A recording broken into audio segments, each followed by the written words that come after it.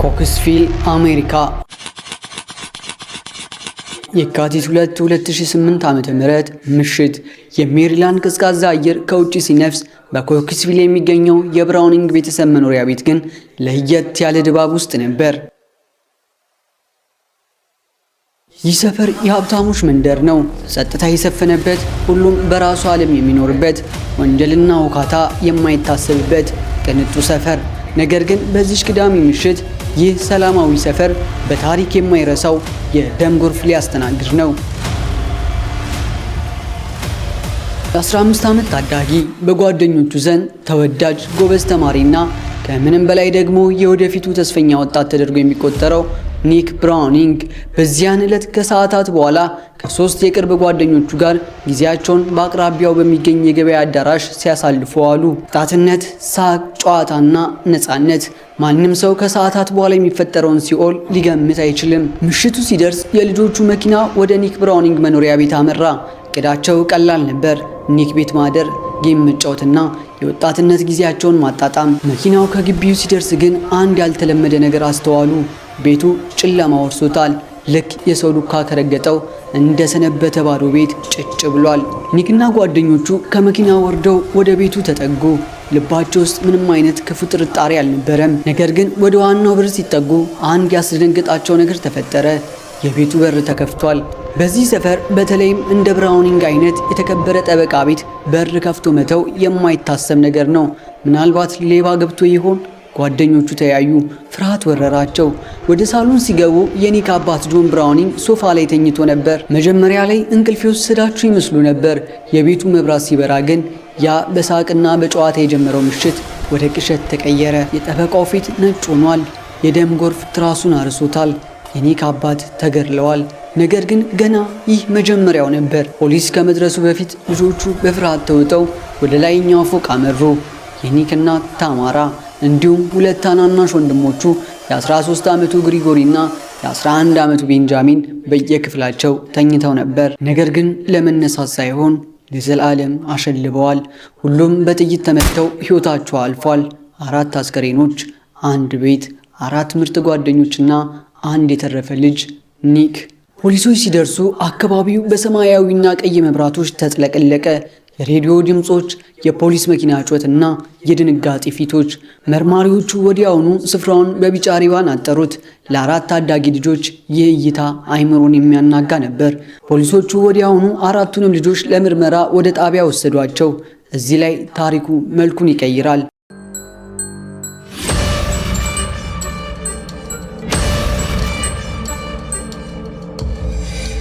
ፖሊስ ጣቢያ ሲደርሱ መርማሪዎቹ 4ቱን ጓደኛሞች ለየብቻ በምርመራ ክፍል ውስጥ አስቀመጧቸው። ይህ የተለመደ የፖሊስ አሰራር ነው። ምስክርነታቸው እርስ በርሱ ይጣረስ እንደሆነና እንዳልሆነ ለማረጋገጥ ጥቅም ላይ የሚውል ዘዴ። ኒክ ብራውኒንግ መላ ቤተሰቡን ያጣው የ15 ዓመቱ ልጅ በአንደኛው ክፍል ውስጥ ብቻውን ተቀምጧል። በምርመራ ክፍሉ አንድ ልብ የሚያውክ ነገር ተፈጥሯል። በተለምዶ ቤተሰቡን በሙሉ ያጣ አንድ ታዳጊ ልጅ ያለቅሳል፣ ይጮሃል ወይም በድንጋጤ ይንቀጠቀጣል። ኒክ ግን የኒክ ነገር የተለየ ነበር። መርማሪ ዴቭ ወደ ክፍሉ ሲገባ ኒክ ጠረጴዛው ላይ አቀርቅሮ እንቅልፍ ወስዶት ነበር። ቤተሰቡ በደም ተጨማልቆ ካየ ከሰዓታት በኋላ እንዴት እንቅልፍ ይወስደዋል? መርማሪ ዴቭ የኒክ ሁኔታን ሲመለከት ይሄ ልጅ ወይ በድንጋጤ ተንዝዟል አሊያም ጥልቅ ሚስጥር ደብቋል ሲላሰበ ምርመራው ተጀመረ። መርማሪዎቹ ስልታቸውን ቀየሩ። እንደ ፖሊስ ሳይሆን እንደ ጓደኛ ቀረቡት። ኒክ እባክህ የተፈጠረውን ንገረን። ትናንት ማታ የት ነበርክ? ኒክ በተረጋጋ መንፈስ ማውራት ጀመረ። ትናንት ማታ ከጓደኞቼ ጋር ነበርኩ። አባቴን ያየሁት ትናንት ከሰዓት ነው። ሁሉም ነገር ሰላም ነበር። እኔ ከጓደኞቼ ጋር ለማደር ወጣሁ። ዛሬ ስመለስ ግን ድምፁ አይንቀጠቀጥም፣ አይኖቹ እንባ አልቋጠሩም። ውሃ ወይም ምግብ ይፈልግ እንደሆነ ሲጠይቀው ኒክ አዎ በርገርና ፍራይስ ቢኖራችሁ ደስ ይለኛል አለ። ይህ ንግግሩ መርማሪዎቹን በድንጋጤ አፋቸውን አስያዛቸው። ቤተሰቡ በሙሉ ተጨፍጭፈው የሞተበት ልጅ ፖሊስ ጣቢያ ተቀምጦ ስለ ምግብ ያስባል። በሌላኛው ክፍል ውስጥ ያሉት ጓደኞቹ ራያን፣ ቴለርና አሌክሳንደር እየተንቀጠቀጡ ነው። እነሱ ባዩት ነገር እያለቀሱ ነው። ኒክ ግን እግሮቹን ጠረጴዛ ላይ ሰቅሎ ዘና ብሎ እየበላ ነው። መርማሪዎቹ እርስ በርስ ተያዩ። የሆነ የተሳሳተ ነገር አለ። ባለፉት ሰዓታት ውስጥ በተፈጠረው ሁኔታ ላይ የኒክ ታሪክና የጓደኞቹ ታሪክ መሃል ክፍተት መፈጠር ጀመረ። አራቱ የኮንክሪት ግድግዳዎች የብርድ ያህል ይቀዘቅዛሉ። አራት ጓደኛሞች ኒክ፣ ራያን፣ ቴለር እና አሌክሳንደር አሁንም ለየብቻ ተቀምጠዋል። በመካከላቸው ምንም አይነት የመረጃ ልውውጥ የለም። ፖሊሶች የሚጠቀሙበት ይህ የመነጠል ስልት ለዘመናት የሰራ የስነ ልቦና ጦርነት ነው። እውነት አንድ አይነት መልክ አላት፣ ውሸት ግን 100 እግር አላት። ሲለያዩ ደግሞ እግሮቿ መጠላለፍ ይጀምራሉ። መርማሪዎቹ እንደ አዳኝ አሞራ እየተሽለኮለኩ ወደየክፍሎቹ ይገባሉ። ዓላማቸው አንድ ነው፣ በልጆቹ ታሪክ መካከል ያለውን ቅራኔ ማግኘት። የ15 ዓመቱ ቴለር ገና መርማሪው ወደ ውስጥ ሲገባ መላ አካሉ እየተንቀጠቀጠ ነበር። ፊቱ ላይ ከፍተኛ ጭንቀት ይነበባል። መርማሪው ይህንን አይቶ ወዲያውኑ ስልቱን ቀየረ። ድምፁን ዝቅ አድርጎ እዚህ የመጣሁት ላወራ እንጂ ልጎዳህ አይደለም፣ ነገር ግን 100% እውነቱን እንድትነግረኝ እፈልጋለሁ አለው። ቴለር እጆቹን ያፍተለትላል፣ አይኖቹን ከመርማሪው አይን ያሸሻል። ይህ የሰውነት ቋንቋ በወንጀል ምርመራ ዓለም ትልቅ ትርጉም አለው። ቴለር እጁን ወደ አፉ አስጠግቶ ሲያወራ ወይም ፊቱን ሲነካ መርማሪው አንድ ነገር ተረድቷል። ልጁ እየደበቀው ያለው እውነት አለ። መርማሪው ጥያቄውን ወረወረ። ትናንት ማታ ምን እያደረጋችሁ ነበር? ቴለር እየተንተባተበ መለሰ። ጌም እየተጫወትን ነበር። ፊልም አየን። አክሴፕትድ የሚል ፊልም እያየን እኩለ ሌሊት ላይ ተኛን። ታሪኩ እስካሁን ድረስ ምንም ችግር የለውም። ነገር ግን መርማሪው ዋናውን ካርድ መዘዝ አደረገ። ኒክ አብሯችሁ ነበር? በዚህ ቅጽበት ቴለር ውሃ ያለበትን ጠርሙስ አነሳ። ይህ ድርጊት በአጋጣሚ የተከናወነ አይደለም።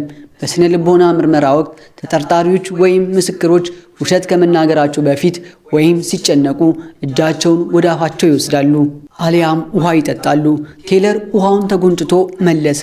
አዎ፣ አይ፣ እንደውም እውነቱን ለመናገር ኒክ እኩለ ሌሊት ላይ አልነበረም፣ ወጥቶ ነበር። ይህች አረፍተ ነገር የጉዳዩን አቅጣጫ ሙሉ ለሙሉ ቀየረችው። አራቱም ልጆች አብረው እንዳደሩ የተነገረው ታሪክ ፈራረሰ። በሌላኛው ክፍል ኒክ ብራውኒንግ አለ። እሱ እንደ ቴለር እየተንቀጠቀጠ አይደለም፣ እንዲያውም በሚገርም ሁኔታ ተረጋግቷል። መርማሪው ሲገባ አዝናኝ ወሬዎችን ያወራለታል። ስለ ትምህርት ቤት፣ ስለ ጎልፍ ጨዋታ፣ ስለ አባቱ ስራ። ኒክ እየሳቀ ያወራል። ቤተሰቡ በሙሉ ተጨፍጭፎ ሬሳቸው ገና አልቀዘቀዘም። እሱ ግን ስለ ጎልፍ ጨዋታ በፈገግታ ያወራል። ይህ ሳይኮፓቲክ የሚባል ባህሪ ነው፣ ለሰው ልጅ ህመም ስሜት አልባ መሆን። መርማሪው ወጥመዱን ዘረጋ። ትናንት ማታ የት ነበርክ? ኒክ በተረጋጋ መንፈስ አዲስ ታሪክ ፈጠረ። ከጓደኞቼ ጋር ነበርኩ፣ ግን መኪናዬን ላመጣ ወደኛ ቤት ሄድኩ። በቤት ስደርስ ግን የመኝታ ክፍሎቹ መብራት በርቶ ነበር። አባቴ ነግቶ ይሆናል ብዬ ስለፈራው አልገባውም። መኪና ውስጥ ገብቼ እንቅልፍ ወሰደኝ። ልብ በሉ የካቲት ወር ነው። በዚህ ወቅት እነርሱ ጋር የውጭው ቅዝቃዜ አጥንት ይሰብራል። አንድ የ15 ዓመት ልጅ ከራሱ ቤት ውጪ በዚያ በረዶ መኪና ውስጥ እንዴት እንቅልፍ ሊወስደው ይችላል? ታሪኩ ውሃ የሚያነሳ አይደለም። ይባስ ብሎ ኒክ ይህንን ሲናገር እጁን ጠረጴዛው ላይ ያንኳኳ ነበር። ነገር ግን ማንኳኳቱ ከቃላቱ ጋር አይሄድም ነበር። ይህ ያልተዛመደ የሰውነት እንቅስቃሴ ኢንኮንግረንት ቦዲ ላንጉጅ ይባላል። አይምሮ ውሸት ሲፈጥር ሰውነት ይከዳል። ሶስተኛው ጓደኛው አሌክሳንደር ስሚዝ መጀመሪያ ላይ ኒክን ለመከላከል ሞከረ። ኒክ ከኛ ጋር ነበር፣ የትም አልሄድም ብሎ ዋሸ። ለታዳጊዎች የጓደኝነት ታማኝነት ከሕግ በላይ ነው። ነገር ግን መርማሪው ፊቱን አጠቆረ። ስማ አሌክስ፣ አሁን 4 ሰዎች ተገድለዋል። ይህ የግድያ ምርመራ ነው። ጓደኞችህ ኒክ እንደወጣ ነግረውኛል። አሁን የምትዋሸኝ ከሆነ አንተም አብረህ ትታሰራለህ። የአሌክሳንደር አይኖች ፈጠጡ። የጓደኝነት ታማኝነት በነፍስ ግድያ ክስ ፊት ተንኮታኮተ። እሺ ኒክ ወጥቶ ነበር። ከሌሊቱ 6:45 አካባቢ መጣ።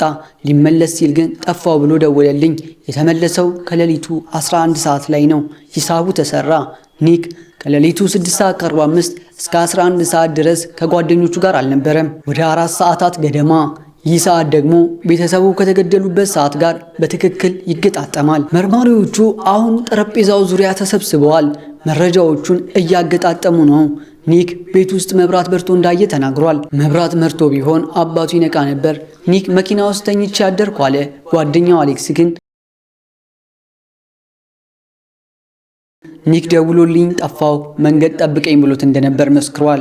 ተኝቶ የነበረ ሰው እንዴት መንገድ ይጠፋዋል? በመጨረሻም ራያን የመጨረሻዋን ሚስማር መታ።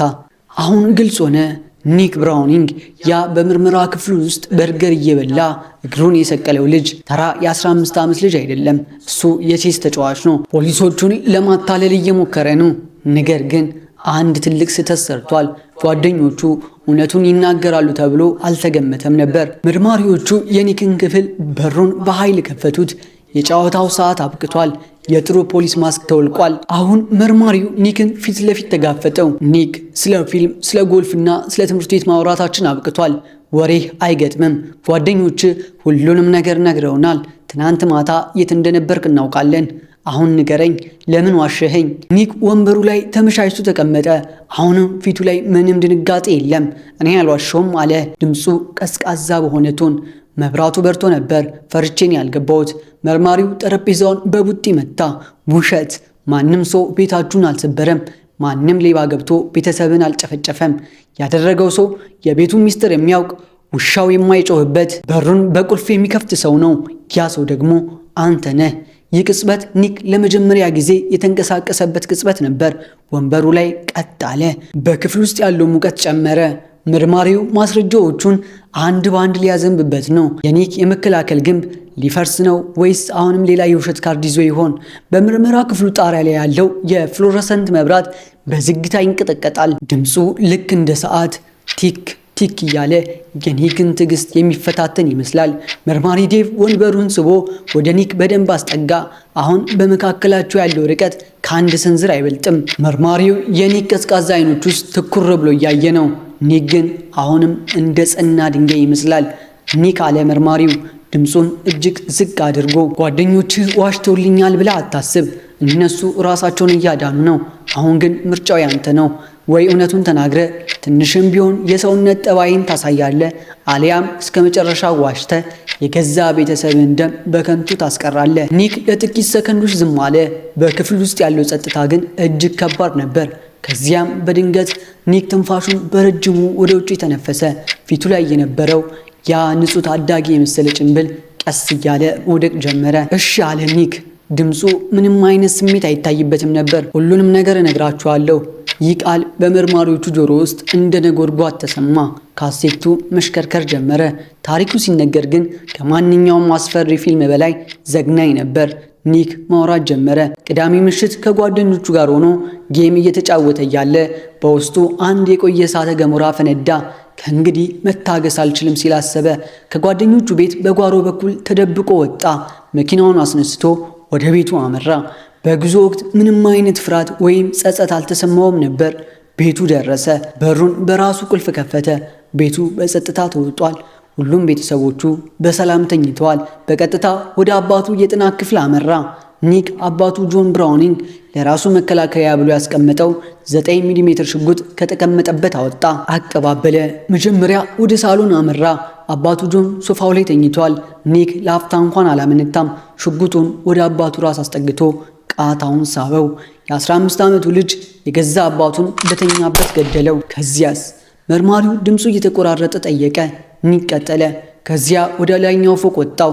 በሁለተኛው ፎቅ ላይ እናቱ ታማራ ተኝታ ነበር። ኒክ ወደ ክፍሏ ገባ። ኒክ ለእናቱ እድል አልሰጣትም። ሁለተኛው ጥይት እናቱን ለዘላለም አሰናበታት። አሁን የቀሩት ሁለት ታናናሽ ወንድሞቹ ናቸው፣ የ13 ዓመቱ ግሪጎሪና የ11 ዓመቱ ቤንጃሚን። እነዚህ ልጆች ኒክን እንደ አራያ የሚያዩ አብረውት የሚጫወቱ ንጹሃን ነበሩ።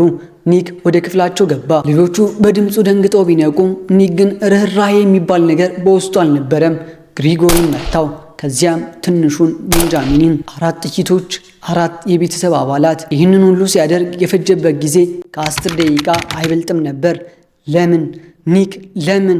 መርማሪው ራሱን መቆጣጠር አቅቶት ጠየቀ። ኒክ በትከሻው ቀለል ያለ ምልክት አሳየ። አባቴ በጣም ጥብቅ ነበር፣ ይቆጣኝ ነበር፣ ሕይወቴን ይቆጣጠር ነበር። ከእንግዲህ አልቻልኩም። ይህ ነበር ምክንያቱ። ለ15 ዓመት ታዳጊ ከአባት ጋር የሚፈጠር ግጭት መፍትሄው መላ ቤተሰቡን መጨፍጨፍ ነበር። ከግድያው በኋላ ኒክ ያደረገው ነገር የበለጠ ያስደነግጣል። ሽጉጡን ደበቀ። የቤቱን ዕቃዎች በመበታተን ቤቱ በሌባ የተዘረፈ ለማስመሰል ሞከረ። ከዚያም በደም የተጨማለቀውን ልብሱን ቀይሮ እጆቹን ተጣጥቦ በሚስጥር ወደ ጓደኞቹ ቤት ተመለሰ። ልክ ምንም እንዳልተፈጠረ ሁሉ ከጓደኞቹ ጋር ፊልም ማየት ጀመረ። ድንገት ተነስቶ ደግሞ አይ ወላጆች ሊያያቸው ይገባል በማለት ጓደኞቹን ይዞ ወደ ቤቱ መጣ። የራሱን ወንጀል ራሱ ቀድሞ ለማግኘት ኒክ ታሪኩን ሲጨርስ ክፍል ውስጥ የነበሩት መርማሪዎች ሁሉ በድንጋጤ ቆመው ነበር። ኒክ አንድ ጥያቄ ጠየቀ። አሁን መሄድ እችላለሁ? ትምህርት አለብኝ። ይህ ጥያቄ መርማሪው ዴቭን በእጅጉ አስቆጣው። ኒክ አንተ የትም አትሄድም፣ አንተ ገዳይ ነህ። ለቀሪው ሕይወት የምትቆየው እዚህ የብረት ዘንጉ ጀርባ ነው። ኒክ ተለወጠ። ያ የተረጋጋ ፊቱ መረበሽ ጀመረ። ለመጀመሪያ ጊዜ ሁኔታው ከባድ እንደሆነ ገባው። ፖሊሶች የኒክን በደም የተጨማለቁ ልብሶች የት እንደጣላቸው ለማየት ወደ ቤት ተመለሱ። ፖሊሶች ማስረጃውን ከሰበሰቡ በኋላ ክስ ተመሰረተበት። የፍርድ ቤቱ አዳራሽ በሰው ተሞልቷል። ጋዜጠኞች፣ የሕግ ባለሙያዎች እንዲሁም ስለ ጉዳዩ የማወቅ ጉጉት ያላቸው የከተማው ነዋሪዎች ከመብዛታቸው የተነሳ መቀመጫ አጥተዋል። ሁሉም በጉጉት የሚጠብቁት አንድ ሰው ነው፣ ኒክ ብራውኒንግ። ያ ከየዋህነት ፊቱ በስተጀርባ 4 ነፍሳትን የቀጠፈው ታዳጊ ዛሬ በሕግ ፊት ሊቆም ነው። ኒክ ወደ አዳራሹ ሲገባ የካሜራዎች ብልጭታ አካባቢውን አጥለቀለቀው። አሁን የ16 ዓመት ወጣት ሆኗል። ልክ እንደ መጀመሪያው ቀን ሁሉ አሁንም ፊቱ ላይ ምንም አይነት ጸጸት ወይም የፍርሃት ስሜት አይታይም። በሰማያዊ የእስር ቤት ልብስ ተሽቆጥቁጦ እጆቹ በሰንሰለት ታስረው በዝግታ ወደ ተከሳሽ ወንበር አመራ። ዳኛው መዶሻቸውን መቱ። ጸጥታ። የአቃቤ ሕግ ጠበቆች የኒክን ወንጀል ዘርዝረው ጨረሱ። 4ቱንም ግድያዎች በታቀደና በታሰበበት ሁኔታ የተፈጸሙ መሆናቸውን በማስረጃ አስደገፉ። ኒክ ተደብቆ የተቀመጠውን የቤተሰቡን ሽጉጥ ያለበትን ማወቁ፣ ጓደኞቹን ማምለጫ አድርጎ መጠቀሙና ከግድያው በኋላ ደሙን መታጠቡ ሁሉንም ነገር አስቀድሞ እንዳቀደው ያሳያል አሉ። ነገር ግን የኒክ ጠበቆች መናገር ሲጀምሩ በአዳራሽ ውስጥ ያለው ድባብ ተቀየረ። ኒክ ብራውኒንግ ገዳይ ነው፣ ነገር ግን እሱ የሁኔታዎች ሰለባም ጭምር ነው አሉ። ሁሉም ሰው ተገረመ። ሰለባ? መላ ቤተሰቡን የጨፈጨፈ ልጅ እንዴት ሰለባ ሊሆን ይችላል? እዚህ ላይ የብራውኒንግ ቤተሰብ ፍጹም የሚመስለው ገጽታ መፈርከስ ጀመረ። በወንጀል ታሪክ ውስጥ አብዛኛውን ጊዜ የተጎጂ ቤተሰቦች ለገዳዩ ከፍተኛውን ቅጣት ይለምናሉ። በዚህ ታሪክ ውስጥ ግን የሆነው ነገር ተቃራኒው ነበር። የኒክ አያቶች፣ አክስቶችና አጎቶች ለፍርድ ቤቱ ደብዳቤ መጻፍ ጀመሩ። ደብዳቤዎቹ አንድ አይነት መልእክት ነበራቸው። ኒክን አትቅጡት፣ ኒክን ይቅር በሉት። የታማራ አባት ወደ ምስክርነት ወንበር ወጡ። ሽበት የወረሳቸው አዛውንት አይኖቻቸው በእንባ እየተሞሉ እንዲህ አሉ። የኒክ አባት ጥሩ ጠበቃ ነበር፣ በቤት ውስጥ ግን ጨካኝ አባት ነበር። ኒክን ለዓመታት በአካልና በስነ ልቦና ሲያሰቃየው ነበር። ይህ ቃል በፍርድ ቤት ውስጥ ትልቅ ውዝግብ አስነሳ። አያቱ ቀጥለው ጆን ልጁን በትንሽ ስህተቱ ሳይቀር እጅግ በጣም ከባድ በሆነ ቅጣት ይቀጣው እንደነበርና ኒክም ይህንን መከራ ለብቻው ተሸክሞ እንደኖረ ገለጹ። ኒክ የፈጸመው ወንጀል ሊሰራ አይችልም፣ ነገር ግን ያደረገው ነገር በጭንቀትና በመከራ ብዛት አይምሮ ሲታወክ ነው አሉ። ኒክ ጥር 2009 ላይ ጥፋተኛ ነኝ የሚል ቃል ሰጠ። 4 የመጀመሪያ ደረጃ ግድያ በመፈጸም ጥፋተኛ መሆኑን አመነ። ዳኛው ውሳኔያቸውን ሊሰጡ ጥቂት ደቂቃዎች ሲቀሩ ኒክ ለመጀመሪያ ጊዜ ተነስቶ መናገር ፈለገ። አዳራሹ ጭጭ አለ። ኒክ ምን ሊል ይችላል? ለአባቱ፣ ለእናቱና ለሁለት ታናናሽ ወንድሞቹ ምን አይነት ይቅርታ ይጠይቅ ይሆን? ኒክ ማይክሮፎኑን ይዞ ያደረኩት ነገር ስህተት እንደሆነ አውቃለሁ። በዚያ ምሽት ምን እንደተፈጠረብኝ አላውቅም። ዝም ብሎ ጭንቅላቴ ውስጥ የሆነ ነገር ፈነዳ አለ። ድምፁ አሁንም ያው ቀዝቃዛው ድምፅ ነው። ብዙዎች ኒክ ይቅርታ እየጠየቀ ሳይሆን ራሱን ነፃ ለማውጣት እየሞከረ እንደሆነ ተሰማቸው። ዳኛው ውሳኔያቸውን አነበቡ። ኒክ ብራውኒንግ የ15 ዓመት ታዳጊ ብትሆንም የፈጸምከው ወንጀል ግን የአዋቂን ጭካኔ የተላበሰ ነው። 4 ሕይወቶችን አጥፍተሃል። የራስን ወንድሞች፣ ያንተን ጥበቃ የሚፈልጉትን ንጹሃን ገድለሃል። ኒክ እድሜ ልክ ተፈረደበት። በይቅርታ ለመለቀቅና ይቅርታ ለመጠየቅም 23 ዓመታትን መጠበቅ አለበት። ወደ እስር ቤት ሲወሰድ አያቶቹ እያለቀሱ ተሰናበቱት። ኒክ እባክህ ጠንክር፣ እንጠብቀሃለን አሉት። ኒክ ብራውኒንግ አሁን ወደ ሜሪላንድ እጅግ ጥብቅ ወደሆነ እስር ቤት እየተወሰደ ነው። የ15 ዓመቱ ጎበዙ ተወዳጁ ተማሪ አሁን የእድሜ ልክ እስረኛ ሆኗል። የፍርድ ቤቱ በሮች ሲዘጉና የሰንሰለቱ ድምፅ በኮሪደር ውስጥ ሲያስተጋባ የኒክ ብራውኒንግ የ16 ዓመት ሕይወት ለሁለት ተከፈለ። በአንድ በኩል ያ ያሳልፈው የቅንጦት ሕይወት፣ በኮክስቪል የሚገኘው ትልቅ መኖሪያ ቤት፣ የጎልፍ ጨዋታዎችና በጓደኞቹ መከበብ፣ በሌላ በኩል ደግሞ ለቀጣዩ 23 ዓመታት ቤቱ የሚሆነው ባለ 6 በ9 ጫማ ጥበብ ያለ የሲሚንቶ ክፍል። ኒክ ወደ እስር ቤት ሲገባ ቤተሰብ ገዳይ የሚል ስም ተለጥፎበት ነበር። በእስር ቤት ዓለም ውስጥ የራሱን እናትና ወንድሞቹን የገደለ ሰው ከሁሉም ዝቅተኛውና የተናቀው ፍጡር ተደርጎ ይወሰዳል። ሌሎች እስረኞች ምንም እንኳ እነሱ ራሳቸው ወንጀለኞች ቢሆኑም እንደ ኒክ አይነት ጭካኔ የፈጸመ ሰውን አይታገሱም። ኒክ መጀመሪያ እስር ቤት ሲገባ የነበረው ያ ጥበብ የተሞላበትና ቀዝቃዛ አቀራረብ በፍጥነት መክሰም ጀመረ። እዚህ ያለው ዓለም እንደ መርማሪ ዴቭ የፖሊስ ጣቢያ ክፍል አይደለም። እዚህ ያሉት ሰዎች ለበርገርና ለፈገግታ ቦታ የላቸውም። ኒክ ስሙ ከኒክ ብራውኒንግ ወደ እስረኛ ቁጥር ተቀየረ። በመጀመሪያዎቹ ወራት ኒክ ከሌሎች እስረኞች ጋር ላለመገናኘት ጥረት ያደርግ ነበር። በምግብ ሰዓት ብቻውን ይቀመጣል። በክፍል ውስጥ ሲሆን ደግሞ በአባቱ ላይ የሳበውን ቃታ የቀጠፈውን የቤተሰቡን ሕይወት እያሰበ ይሁን ወይም በቀላሉ ለመትረፍ መንገድ እየፈለገ ማንም የሚያውቀው ነገር የለም። ነገር ግን አንድ ነገር ግልጽ ነበር። የ16 ዓመቱ ልጅ አሁን በጭካኔ የታወቁ ወንጀለኞች በሚኖሩበት ግቢ ውስጥ ነው ያለው። ይህ የታሪኩ እጅግ ልብ ሰቃይ ክፍል ነው። በየሳምንቱ የኒክ አያቶች እስር ቤት መጥተው ኒክን ይጠይቁታል። በመስታወት በኩል እያዩት በስልክ ያወሩታል። እስቲ ያስቡት፣ እነዚህ አረጋውያን ልጃቸውንና 2 የልጅ ልጆቻቸውን ያጡት በዚሁ ኒክ እጅ ነው። ሆኖም ግን የቀረን እሱ ብቻ ነው በሚል ስም ሊተዉት አልቻሉም። አያቱ በአንድ ወቅት እንዲህ ብለው ነበር፣ እሱን ስናየው የገደላቸውን ልጆቻችንን እናያለን፣ ግን ደግሞ እሱም ልጃችን ነው፣ ክፉ መንፈስ አሳስቶት ነው ብለን እናምናለን። ይህ አይነቱ ይቅርታ ለብዙዎች እንቆቅልሽ ነበር። መላው አሜሪካ ይህ ልጅ ጭራቅ ነው እያለ ሲጮህ፣ ቤተሰቡ ግን ልጆቻችንን መልሱልን ይሉ ነበር። ዓመታት ነጎዱ። ኒክ በእስር ቤት ውስጥ ትምህርቱን ቀጠለ። ከፍተኛ ውጤት ያስመዘግብ ነበር። ለሌሎች እስረኞች ደብዳቤዎችን በመጻፍና የሕግ ምክር በመስጠት ዕውቅና ማግኘት ጀመረ። ጠባዩ ተቀየረ። የተረጋጋ ታዛዥና የተጸጸተ እስረኛ መስሎ መታየት ጀመረ። ነገር ግን የእስር ቤቱ የስነ አእምሮ ባለሙያዎች ጥርጣሬ ነበራቸው። ኒክ በእርግጥ ተጸጽቷል ወይስ በ2031 እንደሚመጣው የይቅርታ ችሎት ራሱን እያዘጋጀ ነው? በወንጀል ምርመራ ውስጥ ማኒፑሌሽን የሚባል ችሎታ አለ። ኒክ ገና በ15 ዓመቱ ፖሊሶችን ለማታለል የሞከረ ልጅ ነው። አሁን ደግሞ ዳኞችንና የይቅርታ ቦርዱን ለማታለል 23 ዓመታትን በሙሉ በትዕግስት እየጠበቀ ይሆን? ዓመታት እየነጎዱ ሄዱ። 2010 2012 2015 ኒክ አሁን በሃያዎቹ ዕድሜ ውስጥ የሚገኝ ወጣት ነው። ፊቱ ላይ የነበረው ያ የልጅነት ገጽታ ጠፍቶ የጎልማሳ መልክ ይዟል። በእስር ቤት ውስጥ ጥቂት ጓደኞችን አፍርቷል። ነገር ግን ማንም ስለዚያች የካቲት 2 ምሽት አያነሳበትም። በሜሪላንድ ሕግ መሰረት አንድ የዕድሜ ልክ እስረኛ ይቅርታ እንዲያገኝ የክልሉ ገዢ ፍቃድ መስጠት አለበት። ከ1994 ጀምሮ ደግሞ የሜሪላንድ ገዢዎች ለነፍሰ ገዳይ እስረኞች ይቅርታ የመስጠት ልምድ አልነበራቸውም። ይህ ማለት የኒክ ተስፋ በጣም ደካማ ነው። ኒክ ግን ተስፋ አይቆርጥም። በየቀኑ ስፖርት ይሰራል፣ መጽሐፍትን ያነባል እና ራሱን አዲስ ሰው አድርጎ ለማቅረብ ይጥራል። አያቶቹ እያረጁ ነው። እስክትወጣ ድረስ በሕይወት እንቆይ ይሆን የሚለው ጥያቄ በየጉብኝቱ ሰዓት መልስ የሌለው ልብ አንጠልጣይ ፍጻሜ ሆኖ ቀጥሏል። ዓመታት እንደ ደመና እየተንሳፈፉ ሄዱ። ኒክ ብራውኒንግ አሁን በ30ዎቹ የዕድሜ ክልል ውስጥ የሚገኝ ሆኗል።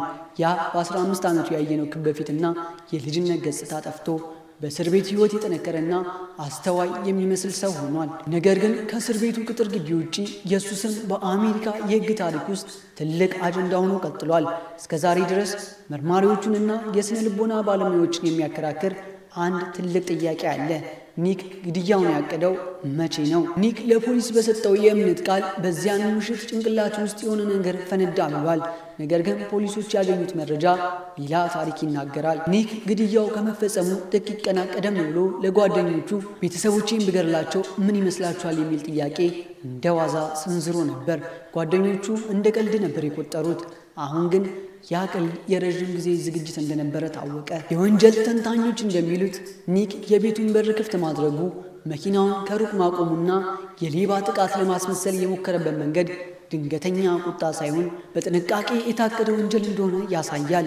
በኒክ እስራት 10ኛ ዓመት ላይ በአሜሪካ ከፍተኛ ፍርድ ቤት አንድ ታሪካዊ ውሳኔ ተላለፈ። የሳይንስ ሊቃውንት የ15 ዓመት ታዳጊ ልጅ አይምሮ ፕሪፍሮንታል ኮርቴክስ ሙሉ በሙሉ እንደማይመስል፣ ስሜትን የመቆጣጠርና የድርጊትን ውጤት የመረዳት አቅሙ ዝቅተኛ እንደሆነ ለፍርድ ቤቱ አስረዱ። በዚህ ምክንያት ታዳጊዎችን የዕድሜ ልክ እስራት ያለ ይቅርታ መፍረድ ኢሰብአዊ ነው የሚል ሕግ ወጣ። ይህ ሕግ ለኒክ ብራውኒንግ የአዲስ ተስፋ ብርሃን ሆነ። የእሱ ጠበቆች ኒክ ያንን ወንጀል ሲፈጽም ገና ልጅ ነበር፣ አሁን ግን ተለውጧል የሚል ክርክር ማቅረብ ጀመሩ። በእነዚህ ዓመታት ውስጥ ሌላው ትልቅ ክርክር የኒክ አባት ጉዳይ ነው። ጆን ብራውኒንግ ታዋቂ ጠበቃ ነበር። ነገር ግን ኒክ እና አያቶቹ እንደሚሉት ጭራቅ ነበር ወይስ ኒክ ራሱን ነፃ ለማውጣት የፈጠረው ተረት? መርማሪዎቹ በድጋሚ የቤቱን ሁኔታ ሲመረምሩ ጆን ለልጆቹ እጅግ ጥብቅ እንደነበር የሚያሳዩ ምልክቶችን አገኙ። ነገር ግን የአካል ብቃት ጥቃት ለመፈጸሙ ምንም አይነት የሕክምና ማስረጃ አልነበረም። የኒክ እናት ታማራና ሁለቱ ወንድሞቹ የተገደሉት ለምንድን ነው? አባትየው በዳይ ከሆነ እናትና ወንድሞቹ ምን አደረጉ? ኒክ ምስክሮችን ላለማስቀረት ሲል መላ ቤተሰቡን መጨፍጨፉን ጠበቆች ይገምታሉ። ይህ ደግሞ የተጎጂነት ታሪኩን ውድቅ ያደርገዋል። አሁን 2026 ላይ እንገኛለን። ኒክ 18 ዓመታትን በእስር ቤት አሳልፏል። ወደ 2031 የሚቀሩት ጥቂት ዓመታት ብቻ ናቸው። ኒክ አሁን በእስር ቤት ውስጥ ሞዴል እስረኛ ነው። ምንም አይነት የዲሲፕሊን ጉለት የለበትም። ትምህርቱን አጠናቋል።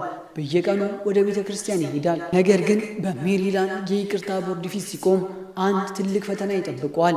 የሜሪላንድ ገዢ ፖለቲካዊ ጫና ይኖርባቸዋል። 4 የቤተሰቡን አባላት የገደለ ሰውን ወደ ማህበረሰቡ መቀላቀል ምን አይነት መልእክት ያስተላልፋል የሚለው ጥያቄ ህዝቡን ለሁለት ከፍሎታል። እናንተ ብትሆኑ ምን ትወስናላችሁ? በናፍቆት እንደሚጠብቁት አያቶቹ እንዲለቀቅ ትፈልጋላችሁ ወይስ ለዚህ ሰው ይቅርታ ማድረግ የሚፈጥረው መልእክት ያሰጋችኋል? ለዛሬ የነበረን ታሪክ ይህንን ይመስላል። ቅዳሜ በሌላ ታሪክ እስክንገናኝ ድረስ መልካም ጊዜ ይሁንላችሁ። ሰብስክራይብ ያላደረጋችሁ ሰብስክራይብ አድርጉ።